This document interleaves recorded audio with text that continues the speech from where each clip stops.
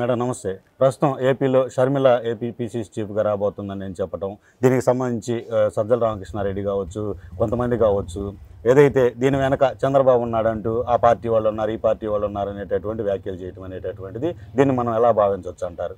ముఖ్యంగా ఏదైతే షర్మిలమ్మ గారు ఈ రాష్ట్ర రాజకీయాల్లో కాంగ్రెస్ తరపు నుంచి రావడం అనేది ఒక కుట్ర అనుకునే కంటే ఒక వ్యూహం అనుకుంటే బాగుంటుంది. ఎందుకంటే రామ్ గోపాల్ వర్మ గారు వ్యూహం తీసినట్టుగా చంద్రబాబు గారు తెర వెనకాల వ్యూహం నడిపించారేమో అనుకోవచ్చు. ఈసారి రాష్ట్ర ఎలక్షన్లని కత్తి మీద సాన్లా చూస్తున్నాడేమో చంద్రబాబు. ఎందుకంటే ఈసారి నిలబడకపోతే భూస్థాపితం అయిపోతుందేమో పార్టీ. ఎందుకలా? అదేంటది? 40 సంవత్సరాల రాజకీయ ప్రస్థానమే. అఫ్కోర్స్ 40 సంవత్సరాల రాజకీయ ప్రస్థానం అయి ఉండొచ్చు, 2 తెలుగు రాష్ట్రాల్లో కలిసి ఉండుండొచ్చు. మరెందుకు తెలంగాణ సర్దేసుకుంది? ఆంధ్రలో ఎందుకు మళ్ళీ చిగురించింది? ఆంధ్రలో ఇంత గొప్ప భారీ స్పందన ఎందుకు వచ్చింది? బాబుగారి వ్యూహం. బాబుగారి వ్యూహం ఎలా ఉంటుందంటే వారు వన్ సైడే. ఈరోజు పీకే అటువైపు నుంచి ఇటు రావడం, పవన్ కళ్యాణ్ గారు ఇటు రావడం, అదే రకంగా షర్మిలమ్మ కొత్తగా కాంగ్రెస్ పార్టీలోకి రావడం, ఇదంతా బాబుగారి వ్యూహమే. దాని వెనకాల కుట్ర అనకూడదండి, వ్యూహం అనాల. ఎందుకంటే 33,000 ఎకరాల రాజధాని భూములు కానీ, ఈరోజు సిపిఎస్ విధాన రద్దు చేయమన్నటువంటి గవర్నమెంట్ స్కూల్ టీచర్లు కానీ నిత్యం 26 రోజులు 25 రోజులు 30 రోజులు పైచులకు వస్తూ అంగన్వాడీ వాళ్ళ నిరసన సమ్మె కానీ, ఇక చాలామంది మీరు చూస్తున్నారు కదా, కలెక్టర్ ఆఫీస్ ఎదురు ప్రతిరోజు ధర్నాలే, సమగ్ర శిక్షణ యోజన అని కొన్ని. సో ఈ రకంగా జరుగుతున్న మూమెంట్లో ఖచ్చితంగా రాష్ట్ర రాజకీయాల్లో పెను మార్పు పెను సంచలనం సృష్టించబోతున్నారు బాబుగారు. సో వీటన్నిటికీ షర్మిలమ్మ వ్యూహం అంటే, నిన్న మొన్నటి దాకా షర్మిలమ్మ తెలంగాణలో ఒక పార్టీ పెట్టి ఎవరు బేరం పెట్టి కొన్నారని సర్దేసింది. ఎందుకు ఈ పదం వాడుతున్నానంటే, పలుమార్లు ప్రభుత్వాలు ఇది అధికార పార్టీ వ్యక్తులు అడుగుతారు, పవన్ కళ్యాణ్ గారు పెయిడ్ ఆర్టిస్ట్ అని, ఎంత ప్యాకేజ్ అందిందని. మరి షర్మిలమ్మకి ఎవరు ప్యాకేజ్ ఇచ్చారు? ఎవరు ప్యాకేజ్ ఇస్తే అందింది? ఎవరు చెప్తే కాంగ్రెస్లో కలిసింది? కాంగ్రెస్లో పూర్తిగా కలిసిపోవడం ఏంటి?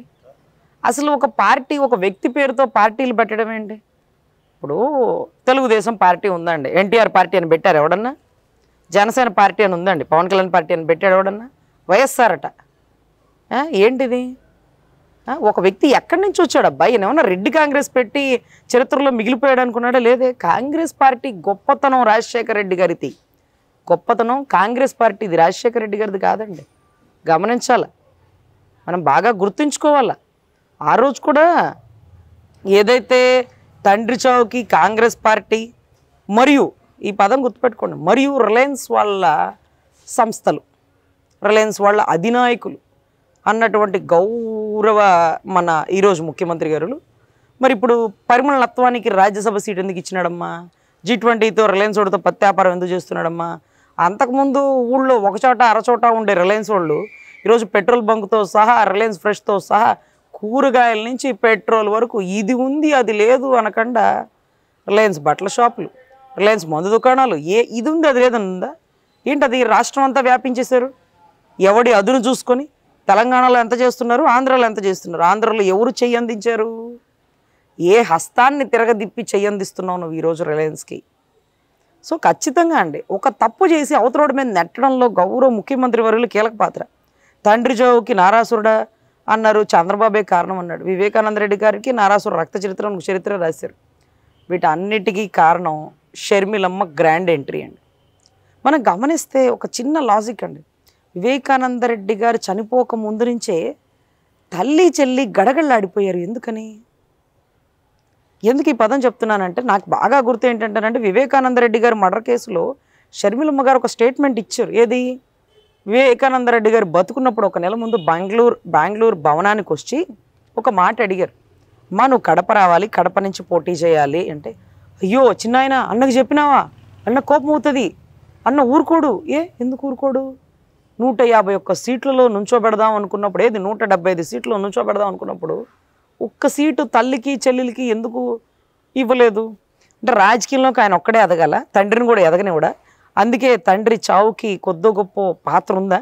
మరి ఎందుకు తల్లి చెల్లి అంటే, వివేకానంద రెడ్డి గారు చనిపోయాక వణికితే దానివల్ల అనుకోవచ్చు, చనిపోక ముందు నుంచే తల్లి చెల్లి భయపడుతున్నారే, కంపల్సరీగా పని చేయాల్సిందే అన్నట్టుగా ఎలక్షన్ పబ్లిసిటీ చేశారే.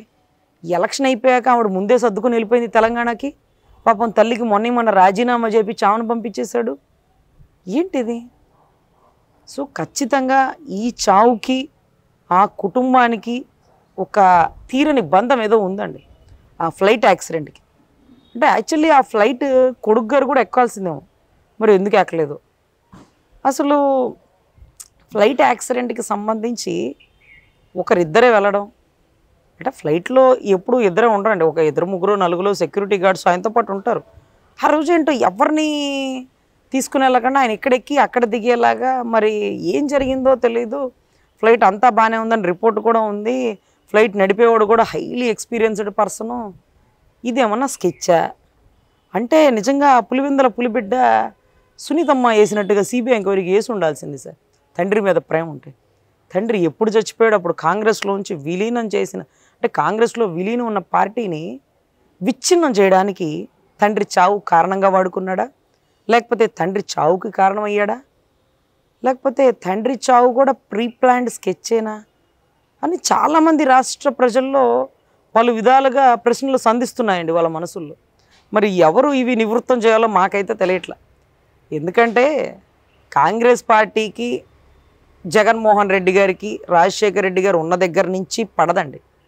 ఎందుకంటే రాజశేఖర రెడ్డి గారు ఒకానొక టైంలో అసెంబ్లీలో చెప్పారు, నిజంగా నా బిడ్డ ఈ తప్పు చేసి ఉంటాయి, నా బిడ్డని ఉరి తీయడానికి కూడా నేను వెనుకంద వేయను, నా బిడ్డని అరెస్ట్ చేసినప్పుడు కూడా నేను అడ్డుపడను, తప్పు చేసినోడికి నేను ఎప్పుడూ సహకరించను అన్నాడు. ఆల్రెడీ మనోడు తప్పు చేశాడు, తండ్రి ఏమో రాజకీయం కోసం సహకరించను అంటున్నాడు. తండ్రి ఉంటే కదా ఈ బాధ, తండ్రి లేకపోతే ఏ బాధ లేదేమో అని అనుకున్నాడని మనం చెప్పలేమండి, ఎందుకంటే ఆధారాలు లేవు కదా. ఈరోజు కొంతమంది అంటారు రంగా గారికి చావుకు కారణమైనటువంటి టీడీపీ పార్టీ అని. మరి ఏమో వాడు సిబిఐ ఎంక్వైరీ చేసినాడా? ఏమయ్యా వాడు ఎవరైనా పొడుస్తుంటే చూసినాడా? లేకపోతే వాడు కడప బాంబులు కొనుక్కొచ్చినాడా? ఎట్ట చెప్తావు? నువ్వు ఎట్ట చెప్పినావో నేను అట్నే చెప్తున్నా. మీ నాయన చావుకి కారణం నువ్వై ఉండొచ్చేమో, అందుకే నీ తల్లి చెల్లి వివేకానంద రెడ్డి గారు చనిపోక ముందు నుంచే గజగజ వణుకుతున్నారేమో. కాంగ్రెస్ పార్టీ టీడీపీ పార్టీ వివేకానంద రెడ్డి గారు బతికున్నప్పుడే కలవబోతుందేమో. వివేకానంద రెడ్డి గారు బతికుంటే కాంగ్రెస్ని టీడీపీని కలిపేస్తారన్న ఉద్దేశంతో నువ్వు వివేకానంద రెడ్డి గారు అడ్డు తొలగించావేమో. ఏమైనా అయి ఉండొచ్చు. సో ఆ రోజు చిన్నాయన చనిపోవడం, కాంగ్రెస్ పార్టీ కనుమరుగైపోవడం, ఆ రోజు చిన్నాయన చనిపోవడం, దాన్ని ఆసరాగా తీసుకొని రాష్ట్ర ప్రజలను నమ్మించి టీడీపీని రాష్ట్ర ప్రజలకి దూరం చేయడం, ఇవన్నీ కూడా ఒక వ్యూహమేనండి. అప్పట్లో నీ వ్యూహం పారింది, ఇప్పట్లో నీ వ్యూహం రిలీజ్ కూడా అవ్వట్లే. ఇకపోతే చంద్రబాబు గారి వ్యూహం. సజ్జల గారికి మీరేం సమాధానం చెబుతారు మేడం? దీని వెనక చంద్రబాబు ఉన్నాడు, ఆ పార్టీలో ఉండే ఈ పార్టీలో ఉండే అంట వెనక ఏది మన షర్మిలమ్మ గారి రాక వెనకాల ఎలా తెలిసింది సజ్జల బాబాయ్ నీకు? బాగా తెలుసుకున్నావే. ఖచ్చితంగా బాబు గారి వ్యూహమే, గుర్తుపెట్టుకో. కేవలం క్రిస్టియాలిటీ ఓట్లు, నీ పక్కనుండే కొన్ని ముస్లిం ఓట్లు, నువ్వుగా సంపాదించుకున్నటువంటి కొద్ది గొప్ప 35 45 ఓట్ బ్యాంక్ ఉంది కదా, అది కదలట్లా. అది ఏం చేసినా కదలట్లా. వాళ్ళని ఒక ట్యాప్లోకి దించేసో, అది నీ వల్ల కాదు సాధ్యమైంది. ఆ రోజు నిన్ను చూసి ఓట్లు ఇలా. షర్మిలమ్మ పాదయాత్ర, అనిల్ గారి సుస్థిరమైన ప్రార్థనల వెనకాల వచ్చిన ఓట్లవి మళ్ళీ వాళ్ళిద్దరినే బరిలోకి దింపుతున్నారు. ఇక చూసుకున్న సావిరంగా వారు వన్ సైడ్ అవుతుంది, మీ ఓట్లు చీలిపోతాయి. టీడీపీ జనసేన ఓట్లు అంగుళం కూడా కదలవు.